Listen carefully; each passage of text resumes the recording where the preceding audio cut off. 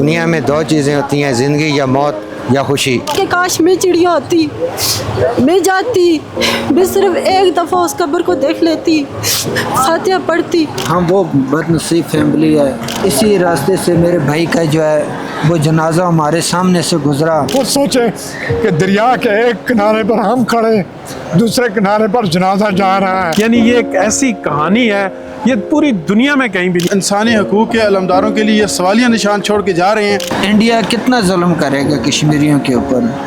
जा रहे हैं लेकिन हम उनसे मिल नहीं सकते, दरमियान में दरिया है। हम यहाँ से उनको देखते हैं, वो वहाँ से हाथ हिलाते हैं और हम यहाँ से हाथ हिलाते हैं, लेकिन हम उनसे मिल नहीं सकते। लियाकत मरहूम, मेरी तो वहीं पे सांसें खत्म हो गई कि वहाँ से जनाजा जा रहा है और यहाँ बदनसीब भाई। एक बेटा अपनी माँ से क्या बात करेगा, वो क्या मुल्क के ख़िलाफ़ बात करेगा। एक भाई अपने भाई से क्या मुल्क के ख़िलाफ़ बात करेगा।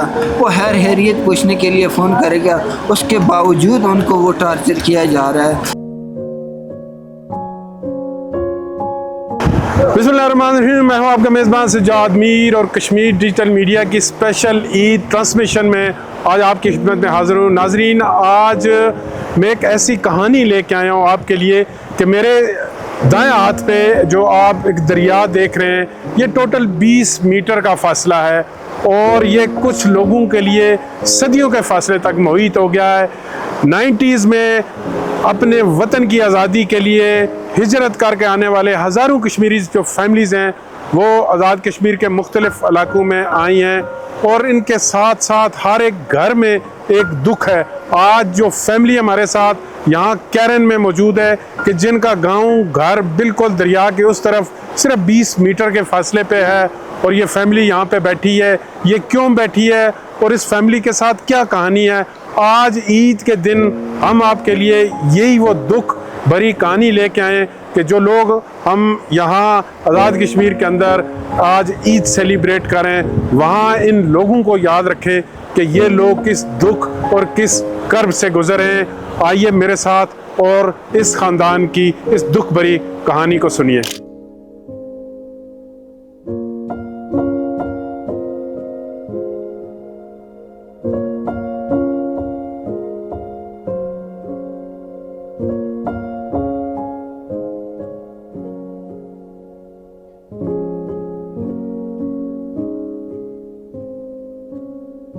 मेरे साथ अभी मौजूद हैं जो मरहूम लियाकत साहब हैं, उनके छोटे भाई राजा बशारत साहब।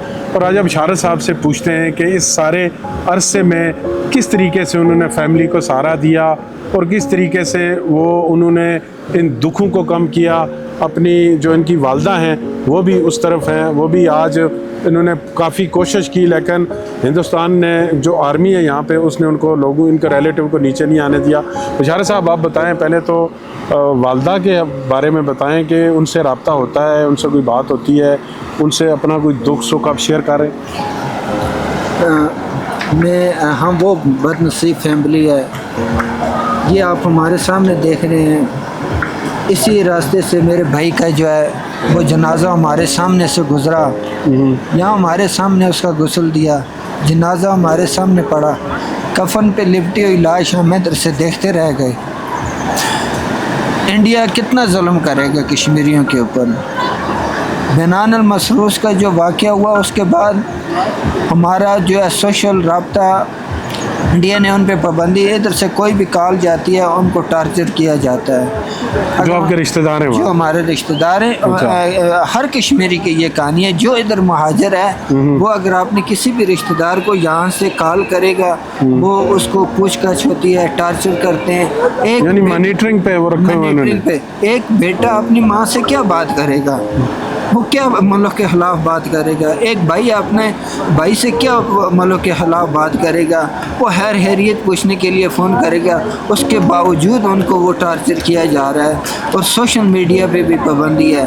अगर हम किसी से इधर आके ये आपके सामने जिस तरह हम बैठे हैं उनको इशारा हाथ ला के करते हैं और उनको वो हाथ लाने की भी वो पहले पार से देख रहे थे, अब वो दूर से ऊपर छुप के हमें देख रहे हैं। वो सामने हमारे सामने नहीं आने दे रहे। कोई रिश्तेदार आपके एक इक्का दुक्का यहाँ आ रहे हैं? वो सामने हमारे बैठे हुए हैं दरख्तों में, मगर बेबसी ये है कि वो इतने उस जुल्म और खौफ में हैं। और जो महबूबा मुफ्ती ने वो बात की आपने, उसने अय्यां कर दिया, बेनकाब कर दिया हिंदुस्तान का चेहरा कि उधर जो हमारे साथ जो कश्मीर है उसमें लोग खुशहाल, अगर वो इतना काम खुशहाली वाला नहीं है मगर लोगों में खौफ नहीं है। इस कश्मीर में जो है वो खौफ ये देखें आपके सामने, आप इस वक्त आपने खुद महसूस कर सकते हैं कि हम इधर कितने आज़ाद ये बैठे हैं दरिया पे, और उस साइड देखें कि वो लोगों को अपने घरों से वो बरामदों में बड़े हमें देख रहे हैं, हाथ हिला रहे हैं मगर नीचे नहीं आ सकते। वो उस खौफ से कि उनको जाके वो जैसे ही हम इधर से रुखसत होंगे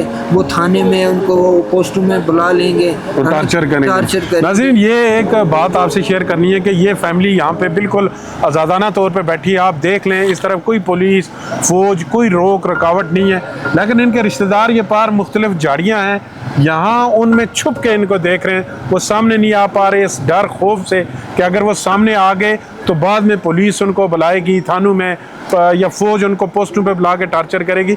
मुझे ये बताएं राय साहब, आपकी वालदा है, 80-85 साल उनकी उम्र है, ज़ाहिर मुश्किल घड़ी होती है, बेटे एक दूसरे का सहारा होते हैं, वालदेन से वालदा से बात होती है, वाले तो आपके दुनिया से चले गए, तो वालदा से भी ये दुख आप नहीं शेयर कर सके, वो तो अभी जिंदा है। बिल्कुल, ये आपको मैंने जो बताया, अगर हम अपनी वालदा से भी बात करते हैं वो भी उधर से बस एक ही बार कहती है बेटा हम बिल्कुल ठीक है, हमें फ़ोन ना क्या करो। तो ये डर इतना डर है, इतना हो, वो 85 साल की एज में उनको भी एक अगर हमारी और शहर हैरियत की काल से उनको टार्चर करें तो फिर हम इसी तरह खामोशी से बैठते हैं कि बस सोशल मीडिया पे जिस तरह भाई की खबर हमें मिली कि भाई हमारे दुनिया से रुखसत हो गए, और इसी तरह वालदा की खबर भी हमें मिली और हम उसके जनाजे को कंधा नहीं दे सकेंगे। इधर ही आके हम ये कहते हैं कि इंडिया ये जो जुल्म कर रहा है ये जुल्म मत करे। जो कश्मीरी इधर आए हुए हैं उनको खुशी में नहीं, अपनी जो है दुख और जनाजों में ज़्यादा नहीं 15 दिन के लिए कोई वो इजाज़तनामा दें। नाज़रीन, मैं आपको ये बताता चलूँ कि आज़ाद कश्मीर के अंदर 90s में ये लोग जिन्होंने अपनी आज़ादी के लिए अपना घर बार छोड़ा, तो जब बस चली उसमें भी इन लोगों को जो इंडियन की तरफ से जब ये अपने फॉर्म भिजवाते थे तो क्लियर होकर नहीं आते थे। यहाँ से अगर ये वीज़ा के लिए अप्लाई करते हैं तो हिंदुस्तान की एम्बेसी जो है इनको वीज़ा नहीं देती, और इनके रिलेटिव अगर वहाँ पासपोर्ट के लिए अप्लाई करते हैं तो वहाँ हिंदुस्तान की हुकूमत इनको पासपोर्ट नहीं देती। यानी ये एक ऐसी कहानी है, ये पूरी दुनिया में कहीं भी नहीं है। पूरी दुनिया के अंदर आज़ादी की भी तहरीकें चली हैं, 50 साल 100 साल के बाद कहीं ना कहीं मसाइल के हल हुए हैं, लेकिन ये जो अलमिया इन कश्मीरियों के साथ है कि जिन्होंने आज़ादी के लिए अपना वतन घर बार छोड़ा, जिनके लिए मिलने की कोई आस उम्मीद नहीं है। और अभी राय साहब मुझे बता रहे थे कि ये इस डर से अपनी वालदा के साथ अपना दुख भी नहीं शेयर कर सकते कि अगर ये फ़ोन करेंगे तो फ़ोन के फ़ौरन बाद हिंदुस्तानी आर्मी या पुलिस आके उन घर वालों को टार्चर करती है, उनसे सवाल करती है कि यार आप वो क्या बात कर रहे थे, क्या नहीं कर रहे थे। ये एक ऐसा अलमिया है, ये एक ऐसा दुख है कि जो दुनिया में और कहीं भी नहीं है। आइए इस फैमिली से मज़ीद हम बात करेंगे और आपको बताएंगे कि ये फैमिली किस दुख और किस कर्ब से गुजरे। के साथ इस वक्त इसी फैमिली की सबसे छोटी बहन लियाकत मरहूम की मौजूद हैं। इनसे पूछते हैं कि बहनें तो भाइयों की बड़ी लाडली होती हैं और ख़ुशी गमों के मौक़ों पर भाइयों की बड़ी याद आती है। तो आज इनका भाई इस दुनिया में नहीं है जिसके ना तो ये मुंह देख सकें, ना जिसको इन्होंने इसकी खुशियाँ और ना ही गम देखें, तो वो अपने भाई के बारे में क्या कहते। जी आप मुझे बताइए कि आप क्या कहेंगी इसको। मेरे पास अल्फाज तो नहीं है। अभी आपने लफ्ज़ इस्तेमाल किया लियाकत मरहूम, मेरी तो वहीं पे सांसें खत्म हो गई। कहने वाले के लिए आसान होता है कि वो मरहूम है, पर जिनका कलेजा होता है, जिनका भाई होता है, उनके लिए ये लफ्ज़ सुनना और इसको बर्दाश्त करना बहुत बड़ी बात होती है भाई। मैं तो जब वहाँ से एंटर हुई, ज़ाहिर है ये सामने वाला इलाका हमारे यहाँ हम आते जाते थे, वहाँ यहाँ पहले भी आते जाते, मेरी दिल की धड़कन ही तेज़ हो गई। मैं अपने ऐसी बातें करने लगी। मैंने कहा कि मैं हवा के हाथ आपको पैगाम भेजूँ, दुआ भेजूँ, क्या भेजूँ? ऐसी कौन सी खिड़की होगी कि आप देखोगे कि मेरी फैमिली आई हुई है? तो अल्फाज ही नहीं है, इसके अलावा हम क्या कह सकते हैं। ये सामने उसकी कब्र है, घर भी आपका है। और 20 मीटर का फासला है। अभी मैं एक चिड़िया इधर वो थी, दरिया पे थी, इधर पत्थर पे बैठी हुई थी, मैं उसको देख रही थी और मैं अपनी भाभी को कह रही थी कि मैं सोच रही थी कि काश मैं चिड़िया होती, मैं जाती, मैं सिर्फ एक दफ़ा उस कब्र को देख लेती, फातिहा पढ़ती, ज़िंदगी में हम मिल ना सके लेकिन कम अज़ कम दुनिया वाले इस चीज़ पे, या हमारी हुकूमतें, या इंडियन हुकूमत हो या पाकिस्तान हुकूमत हो या यहाँ की अवाम हो वहाँ की अवाम हो, कम अज़ कम ये चीज़, ये तकलीफ़, ये सिर्फ हमारे भाई की तकलीफ़ नहीं है। हम लोगों ने तकरीबन 1 लाख से ज़ायद हम लोगों ने इस मकसद के लिए कुर्बानियाँ दी हैं। हम नहीं चाहते कि हमारा मकसद फैलो, लेकिन कोई फ़ैसला तो करो ना, कोई फ़ैसला करो, थोड़ा बॉर्डर एरिया है इसको खोलो।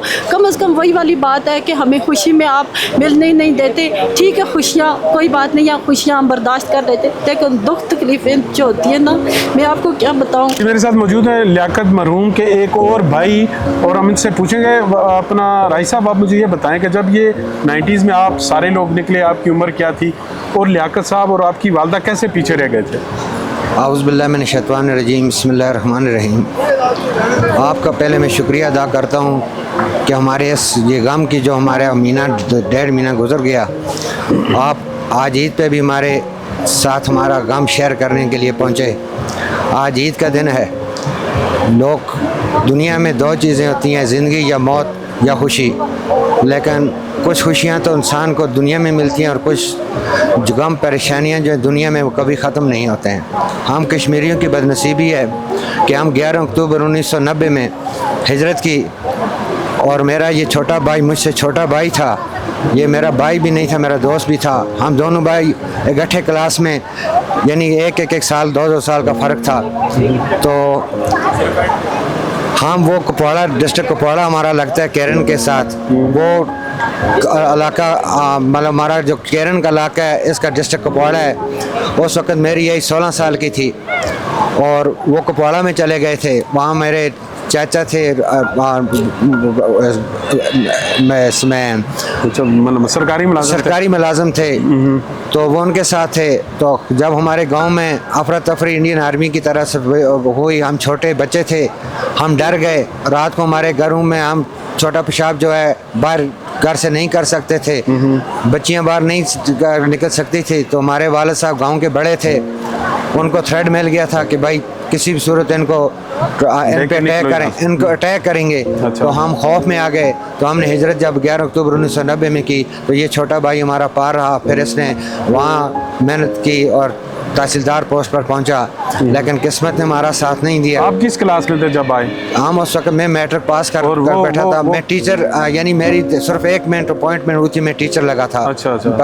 प्राइमरी टीचर स्कूल में। अच्छा। तो सर मैंने 15 दिन ड्यूटी दी और 15 दिन के बाद हमने हिजरत कर दी, बॉर्डर मैंने क्रॉस। तो जब आप लोग निकले तो वालदा और ये भाई किस जगह थे? ये गाँव में नहीं थे कहीं? नहीं, वो हमारा यहाँ से 4 घंटे का उस वक्त, अभी तो रास्ता रोड बन गई, उस वक्त कच्ची रोड थी। वो 5 घंटे लगते थे, बल्कि 6 घंटे आने जाने के। यहाँ हमारे वो डिस्ट्रिक्ट कुपवाड़ा में, वहाँ पे हमारे घर वहाँ भी था, हमारे चाचे जहाँ रहते थे वो उनके पास थे। तो हम वालिद साहब वगैरह भाई जो हम इधर आ गए, हम इधर थे और हमारे केरन में अफरा तफरी मच गई।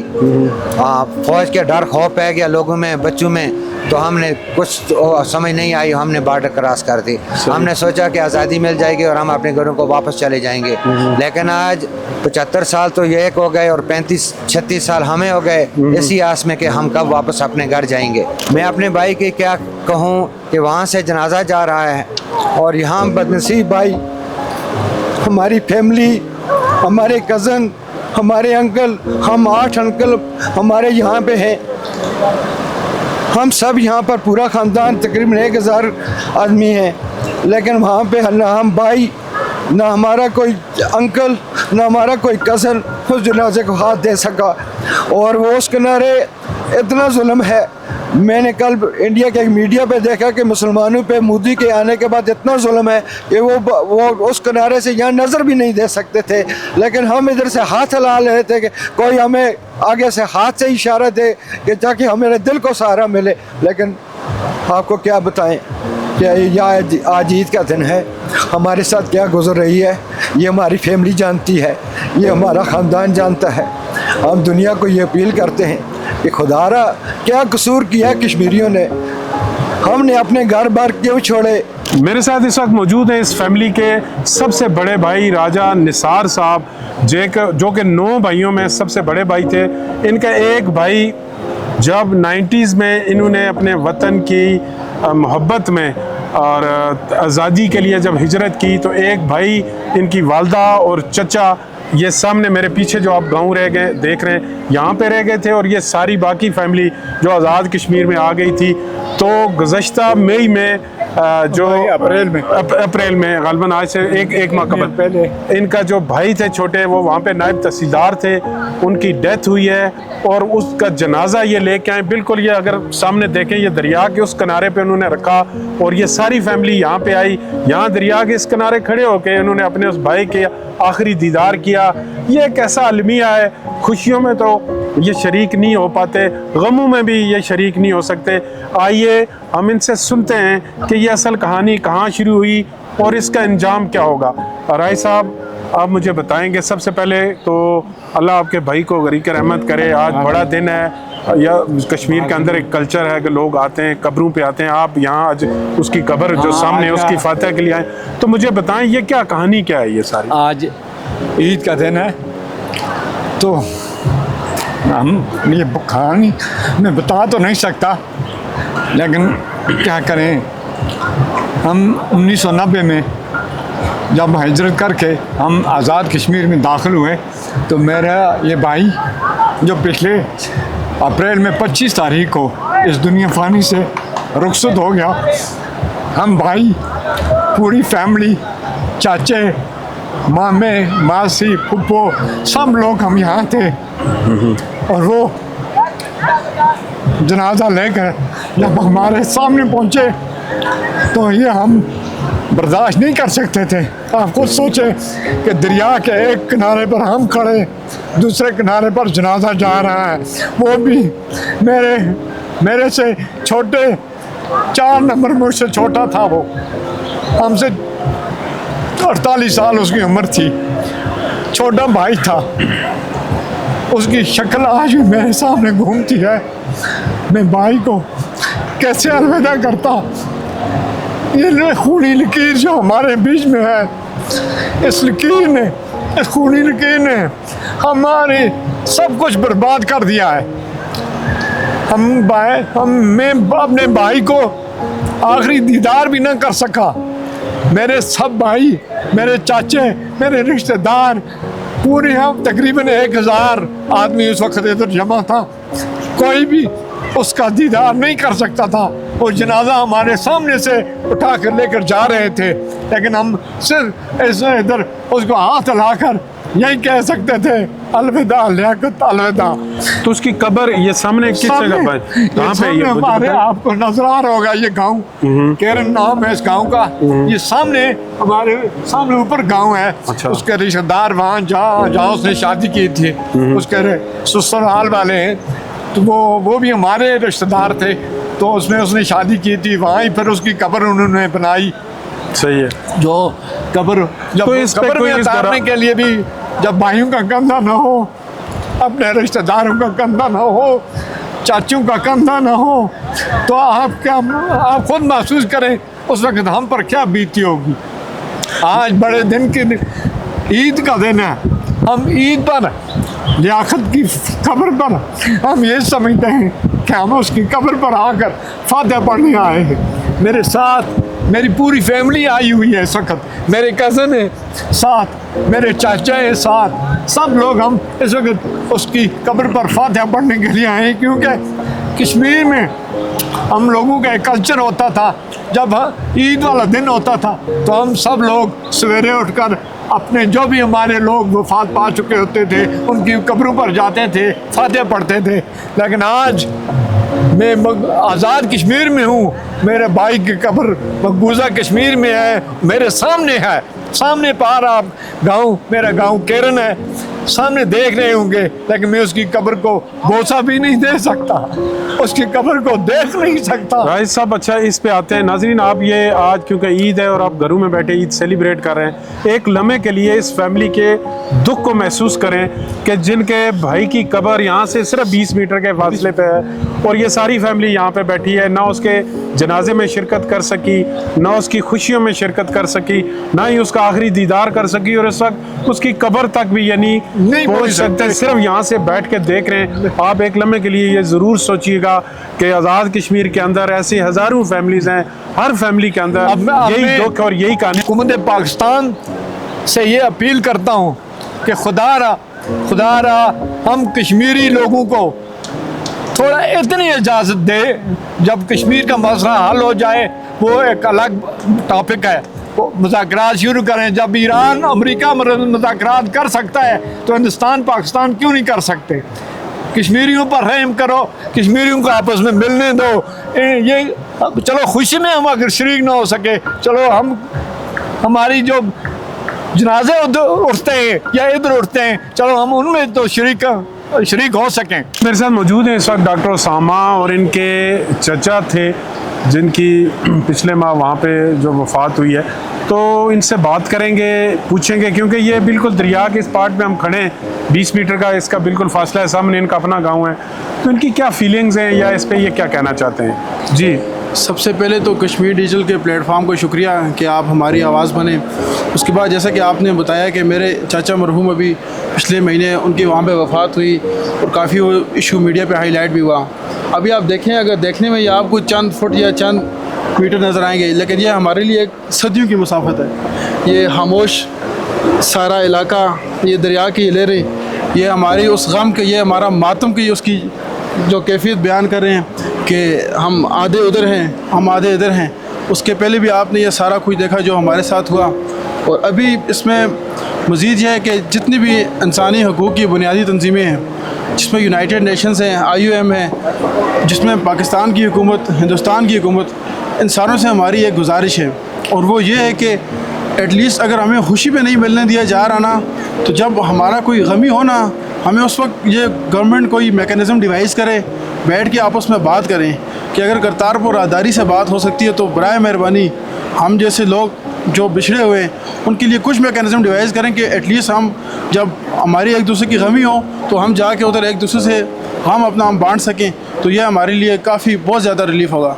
और इसमें मैं हर पे कि वो असलम रजा ख्वाजा साहब का एक शेर था, वो कहते थे कि ज़माम वक्त मेरे हाथ में अगर होती तो सबसे पहले मेरे देश में शहर होती, जो हमसे पूछ कर पैदा हमें किया जाता, हमारी पहली तमन्ना श्रीनगर होती। तो उस शेर में यह हमारा कर्ब है, यह हमारा दुख उन्होंने जाहिर किया है कि यही वाक़या अगर अमेरिका में हुआ होता, यही इंग्लिस्तान में किसी यूरोप के मुल्क में हुआ था, तो वो आज वो बैनुल-अक़वामी पज़ीराई मिली होती उसे। मगर अफसोस, सद अफसोस कि यह वाक़या कश्मीर में हुआ, यह वाक़या मकबूजा कश्मीर में हुआ, जिसकी वजह से इसे बैनुल-अक़वामी पज़ीराई उस तरह से नहीं मिल सकी जिस तरह से मिलने चाहिए थी। बहरहाल एक मरतबा फिर आपका शुक्रिया, और फिर उन तमाम इंसानी हकूक़ के अलमदारों के लिए ये सवालिया निशान छोड़ के जा रहे हैं कि खुदारा आप भाइयों को भाई से जुदा ना करें, कुछ ऐसा नया तरीका निकालें, कोई मैकेनिज़्म डिवाइस करें जिसके ज़रिए हमारी मुलाकात हो सके। इसी दरिया के इसी किनारे पर मेरे साथ इसी फैमिली के छोटे छोटे बच्चे और बच्चियां मौजूद हैं, जो एक ईद, क्योंकि बच्चों के लिए स्पेशली खुशियों का त्यौहार होता है, वो गमों और इन चीज़ों से बिल्कुल आज़ाद होते हैं। लेकिन ये सारी फैमिली के जो बच्चे हैं, इनके चेहरे भी मुझे मुरझाए हुए लग रहे हैं, कहीं खुशियाँ नहीं लग रही, शायद अपने बड़ों के आंसू देख के ये भी अपनी खुशियाँ भूल रही हैं। एक छोटी बच्ची मौजूद है। जी बेटा, आप क्या कहेंगी? इस वक्त आज ईद भी है और आप सारे लोग इस वक्त दरिया पे बैठे हैं, क्यों बैठे हैं? ईद तो है, लेकिन हम अपनी फैमिली से नहीं मिल सक रहे। हमारे चाचू की डेथ हुई, हम सब यहाँ आए, लेकिन हम अपनी फैमिली से नहीं मिल सके। मेरी दादो उधर रहती हैं, मैंने उन्हें कभी देखा, मिली नहीं, बात नहीं हुई। चाचू रहते थे, उनसे नहीं बात हुई। कज़न्स हैं, कभी देखा नहीं, ना जानते हैं वो हमें, ना हमें उनके बारे में कुछ पता है। हमारे वहाँ ताया बुफोत रहे थे, वो वहाँ पे हमारे कज़न्स हैं, हमारे रिश्तेदार हैं, लेकिन हम उनसे मिल नहीं सकते। दरमियान में दरिया है, इस बार इंडिया, इधर पाकिस्तान है। ये बॉर्डर हमें उस पार जाने नहीं देते। हमें इजाज़त दें कि हम यहाँ पे पुल लगाएं ताकि हम यहाँ से उधर जाएं, वो यहाँ से इधर आए। हमारे कज़न वहाँ है, मेरा दिल चाहता है कि मैं वहाँ जाऊँ और उनके साथ खेलूँ। हमारे चाचू की वफ़ात कश्मीर में हुई और वो उधर अकेले थे और हमारी पूरी फैमिली यहाँ पर थी पाकिस्तान में।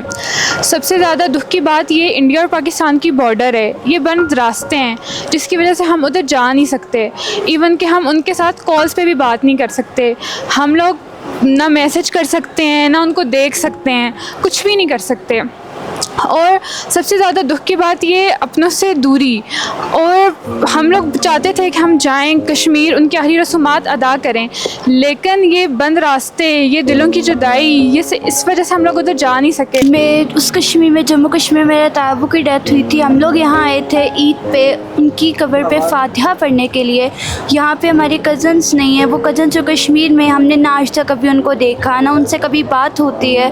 बात पहले होती थी, अब 4-5 बल्कि 5 साल से ज़्यादा हो गए, उनसे हमारी कोई बात भी नहीं हो सकती है। तो अभी आज क्या आप यहाँ से क्या देख रही हैं पार? ये क्या आपका गांव है? मेरा गांव केरन है, कश्मीर है, जम्मू कश्मीर। हम यहाँ से उनको देखते हैं, वो वहाँ से हाथ हिलाते हैं और हम यहाँ से हाथ हिलाते हैं, लेकिन हम उनसे मिल नहीं सकते, ना उनको देख सकते हैं। नाज़रीन, आज ईद का दिन है और आपने इस कश्मीरी फैमिली की कहानी सुनी। आप इस वक्त घरों में ईद मना रहे हैं और ये इस दरिया के किनारे बैठकर अपनों प्यारों को देखने के लिए तरस रहे हैं। इन भाइयों की वालदा वहाँ पे है और उनके रिलेटिव ये इस वक्त झाड़ियाँ इनके पीछे छुप के इनको देख रहे हैं, वो सामने भी नहीं आ पा रहे। ये एक ऐसा दुख है, ऐसा कर्ब है कि जिसमें अपनी आज़ादी की खातर 90s में हिजरत करने वाले हज़ारों कश्मीरी ख़ानदानों की यही दुख और यही कहानियाँ हैं जो आज ईद पे आपके सामने हम लेके आए हैं। इस वक्त मुझे शायर का नाम तो नहीं याद, लेकिन एक शेर है जो मैं आपकी नज़र करूँगा, जो इस सारी कहानी को समझने में आपके लिए आसानी पैदा करेगा कि तेरे हाथ से मेरे हाथ तक, वो जो हाथ भर का था फासला, कई मौसमों में बदल गया, उसे नापते उसे काटते मेरा सारा वक्त निकल गया। अपने मेज़बान सज्जाद मीर को दीजिए इजाज़त। अल्लाह निगहबान।